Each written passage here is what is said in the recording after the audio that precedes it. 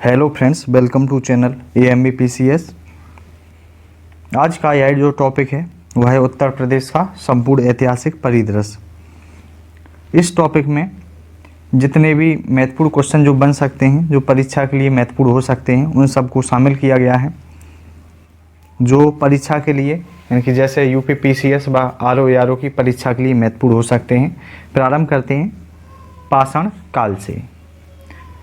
पाषाण काल के प्रमुख स्थल याद रखने होंगे, जैसे चकिया क्षेत्र, चंदौली तथा सिंगरौली सोनभद्र। यह उत्तर प्रदेश में अवस्थित कैसे क्षेत्र हैं? पाषाणकालीन क्षेत्र हैं। मध्य पाषाण काल के प्रमुख जो स्थल हैं वह हैं सरायनाहर, दमदमा, लेखैया, चौपानी मांडो।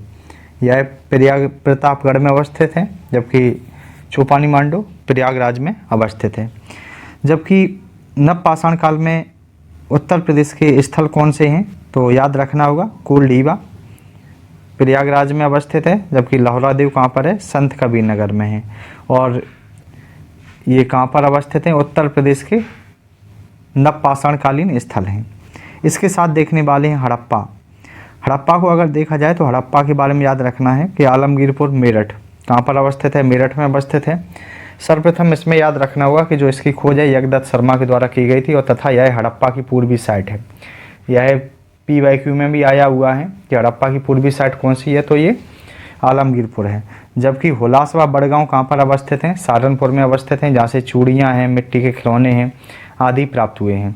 जबकि सनौली को देखा जाए, सनौली कहाँ पर अवस्थित है? बागपत में अवस्थित है। चांदपुर कहाँ पर अवस्थित है? बिजनौर में। और मंडी, मुजफ्फरनगर, मनपुरा, बुलंदशहर। इसको याद रखिएगा, ये मैचिंग में भी क्वेश्चन आ सकते हैं यहाँ से, क्योंकि अत्यंत महत्वपूर्ण है।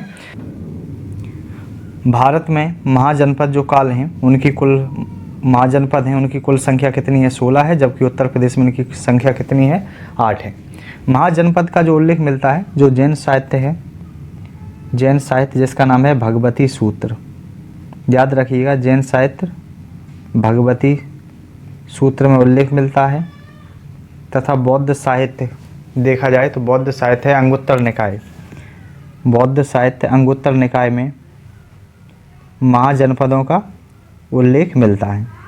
इसके साथ ही याद रखिएगा कि जो उत्तर प्रदेश में कौन से 8 महाजनपद अवस्थित हैं तथा उनकी राजधानियाँ, यहाँ से क्वेश्चन आ सकता है। तो सर्वप्रथम जैसे काशी है, कौशल है, कुरु है, पांचाल है, बस है, मल्ल है, चेदी और सूरसेन। चेदी और सूरसेन, इस तरह इनकी कुल संख्या उत्तर प्रदेश में कितनी हो जाती है? 8 हो जाती है। इनकी राजधानियाँ क्या है? काशी की राजधानी वाराणसी है, कौशल की उत्तर राजधानी श्रावस्ती और दक्षिण राजधानी कोसावती है। कुरु की राजधानी क्या है? इंद्रप्रस्थ। पांचाल की उत्तरी राजधानी अहिछत्र है, जबकि दक्षिण राजधानी काम्पिल है। बस की राजधानी कौशाम्बी है। मल्ल की कुशीनारवा, पावा के मल्ल। इसके साथ देखते हैं कि चेदी की राजधानी क्या है? सुक्तिमती है, जबकि सूरसेन की राजधानी क्या है? मथुरा है। इसके साथ नेक्स्ट जो टॉपिक है उसका नाम है बौद्ध धर्म।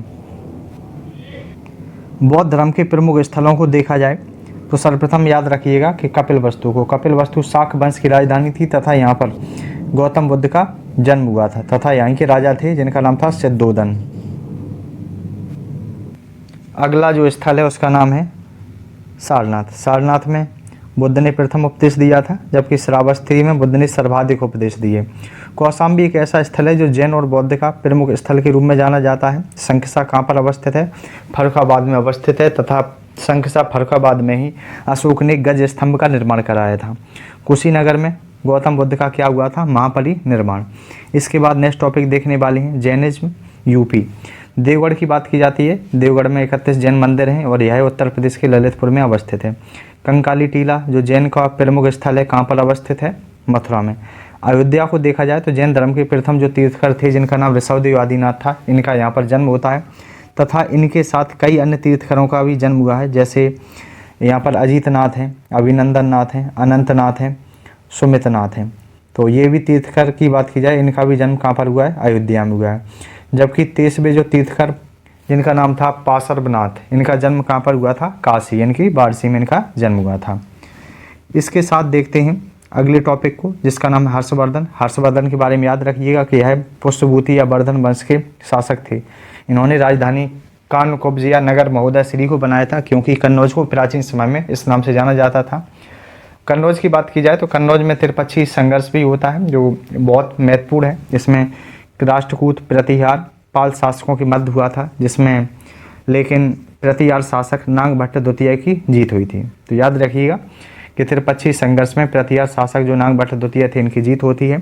तथा हर्षवर्धन एक धार्मिक शासन थे, यह 2 स्थानों पर धार्मिक सभाओं का आयोजन कराते थे, जैसे कन्नौज और इलाहाबाद। इम्पोर्टेंट है। इसके बाद ही याद रखिएगा कि मुग़ल काल के दौरान बनाई गई जो वास्तुकला हैं यहाँ से महत्वपूर्ण है, जैसे जामा मस्जिद संभल में और बाबरी मस्जिद अयोध्या में। इसका निर्माण किसने कराया था? बाबर ने। जबकि फतेहपुर सीकरी आगरा का किला, जहांगीरी महल, बुलंद दरवाज़ा, जोधाबाई महल, शेख सलीम चिश्ती का जो मकबरा है इसका निर्माण किसने कराया था? तो अकबर ने कराया था। एतमादुद्दौला का मकबरा का निर्माण नूरजहाँ के द्वारा कराया जाता है। अकबर का जो मकबरा था इसका निर्माण किसने कराया था? जहांगीर ने कराया था। ताजमहल व मोती मस्जिद का निर्माण किसके द्वारा कराया गया है? शाहजहाँ के द्वारा कराया जाता है। इसके साथ नेक्स्ट टॉपिक की ओर बढ़ते हैं, जिसका नाम है 1857 की क्रांति। यहाँ पर देखने वाले हैं कि 1857 की क्रांति के जो स्थल हैं उत्तर प्रदेश में कौन से अवस्थित हैं। तो प्रारंभ में देखते हैं मेरठ। तो मेरठ पे के बारे में याद रखना है कि इसकी जो शुरुआत है 10 मई 1857 को 10 मई 1857 को होती है, और यह एक ऐसा स्थल था जहाँ से वास्तविक शुरुआत होती है। और यहाँ के जो प्रमुख नेता थे उनका नाम कदम सिंह था, और 1857 क्रांति का जो चिन्ह था वह कमल और रोटी। लखनऊ को देखा जाए तो लखनऊ में प्रमुख नेतृत्वकर्ता कौन थी? तो बेगम हजरत महल थी। जबकि कानपुर में कौन थी? तो कानपुर में नाना साहब प्रमुख नेता थे। कानपुर में नाना साहब के साथ महत्वपूर्ण योगदान दिया था आजीजन बाई ने। इसके साथ देखा जाए झांसी, तो झांसी के बारे में याद रखना है, रानी लक्ष्मीबाई ने नेतृत्व किया था और इनका साथ दिया था झलकारी बाई ने। इलाहाबाद के नेता कौन थे? मौलवी लियाकत अली। गोरखपुर में गजोदर सिंह और मथुरा में देवी सिंह। तो याद रखिएगा ये उत्तर प्रदेश के स्थल व नेताओं से संबंधित तथ्य हैं। इसके साथ देखते हैं कुछ महत्वपूर्ण पॉइंट, जैसे राधा स्वामी सत्संग 1861 में स्थापना किसके द्वारा की जाती है? शिव दयाल साहब के द्वारा आगरा में स्थापना की जाती है। जबकि दारुल उलूम की स्थापना सहारनपुर में 1866 में मोहम्मद कासिम ननौतवी व राशिद अहमद जो गंगोई थे उन्होंने मुस्लिम समुदाय व धार्मिक नेताओं को प्रशिक्षित करने के लिए दारुल उलूम की स्थापना की। चौरा चौरी कब हुआ था? 4 फरवरी 1922 को होता है, जिसमें 3 प्रदर्शनकारियों ने 22 पुलिसकर्मियों की हत्या कर दी, और यही एक ऐसा हादसा था जिसके बाद असहयोग आंदोलन को वापस ले लिया जाता है। जबकि HRA का गठन कब होता है? तो याद रखिएगा HRA हिंदुस्तान रिपब्लिकन एसोसिएशन, जिसका गठन हुआ था 1924 में। सचिन नाथ सान्याल, राम प्रसाद बिस्मिल, जोगिंद्रनाथ चटर्जी के द्वारा स्थापना होती है।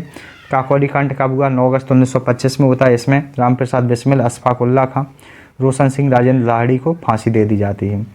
जबकि HSRA का गठन कब होता है? 1928 में। चंद्रशेखर आज़ाद के नेतृत्व में जो HRA था उसे ही HSRA में परिवर्तित कर दिया गया था। मेरठ षड्यंत्र मामला 1929 में ये चलाया गया था। मुजफ्फरपुर अहमद ऐसे डांगे शौकत उस्मानी को दोषी ठहराया गया था। एक आंदोलन प्रारंभ होता है 1921 में। यह आंदोलन हरदोई, बहराइच, सीतापुर में प्रारंभ होता है। इसमें किसानों के द्वारा इस आंदोलन का नेतृत्व किया जाता है। प्रमुख नेता कौन थे? मदारी पासी।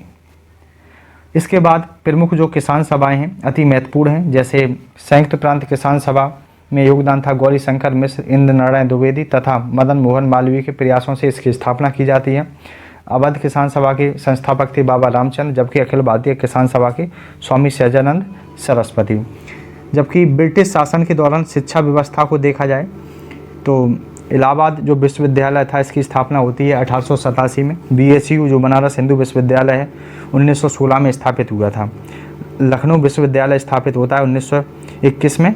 इसके साथ उत्तर प्रदेश के महत्वपूर्ण अधिवेशन हैं जो अति महत्वपूर्ण हैं, परीक्षाओं में आते हैं। तो इलाहाबाद के प्रमुख अधिवेशन याद रखने हैं। इलाहाबाद में 3 प्रमुख अधिवेशन होते हैं 1888, 1892, 1910। इस 1888 के जो अधिवेशन था इसके अध्यक्ष जॉर्ज यूले थे, जबकि 1892 में जो होता है उसके अध्यक्ष व्योमेश चंद्र बनर्जी। 1910 में जो अधिवेशन हुआ उसके विलियम बैडरबर्न। इंपॉर्टेंट है, याद रखिएगा। लखनऊ में जो अधिवेशन होते हैं, जो प्रथम अधिवेशन लखनऊ में हुआ था वह 1899 में, जिसके अध्यक्ष कौन थे? रमेश चंद्र दत्त। 1916 में जो अधिवेशन होता है उसके अध्यक्ष शमका चरण मजूमदार। 1936 में जो अधिवेशन हुआ उसके कौन थे, तो अध्यक्ष थे जवाहरलाल नेहरू। 1905 में वार्षिक अधिवेशन होता है, इसके अध्यक्ष गोपाल कृष्ण गोखले थे। 1925 में कानपुर अधिवेशन में अध्यक्ष कौन थे, सरोजिनी नायडू। 1946 में मेरठ अधिवेशन होता है, इसके अध्यक्ष कौन थे, JB कृपलानी। उत्तर प्रदेश का जो ऐतिहासिक परिदृश्य था वह समाप्त कर लिया गया है। जितने भी महत्वपूर्ण पॉइंट हैं उनको देख लिया गया है। अगर लेक्चर पसंद आता है तो चैनल को सब्सक्राइब करें। धन्यवाद।